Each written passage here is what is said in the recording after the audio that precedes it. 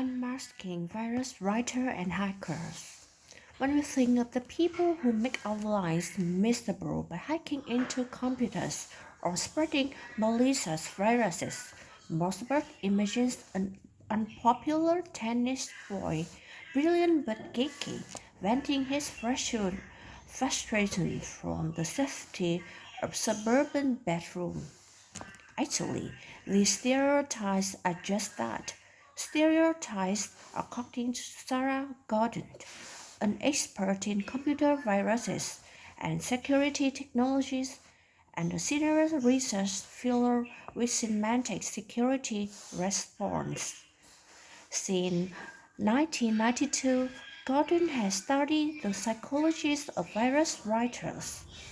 A hacker or virus writer is just as likely to be the guy next door to you, she says, or the kid at the checkout line bagging your groceries. Your average hacker is not necessarily some goth type dressed entirely in black and sporting a nose ring. She may very well be a 15-year-old female. The virus writer Gordon has come to know have varied backgrounds. While predominantly male, some are female, some are solely academic, while others are athletic.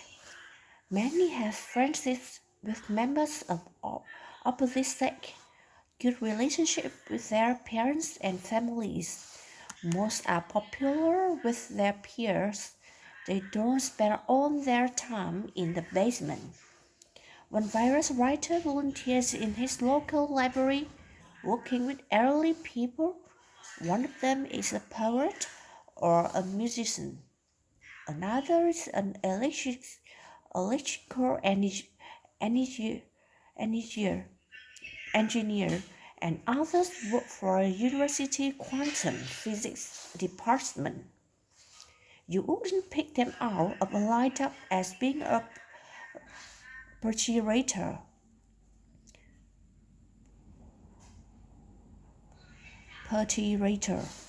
Hackers and virus writers are actually very different, distinct populations.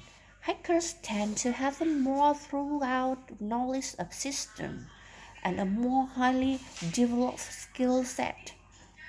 Gordon says, whereas virus writers generally take a shallower approach to what they are doing. Hackers tend to have a much deeper knowledge of individual application and are still regarded as being somewhat sexist in today's counter-culture. While virus writing is looked down upon, mostly for its random damage and lack of required skill. Their motivations are also different. While both hackers and virus writers are initially attracted by the technical challenge, hacking is more about power and control.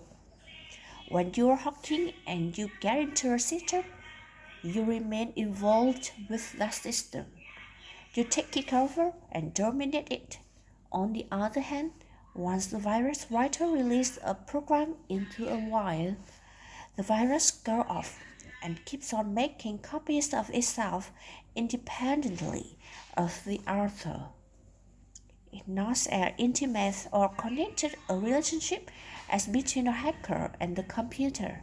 The virus writer relinquishes control and becomes disassociated from the actual activity he or she has set in motion.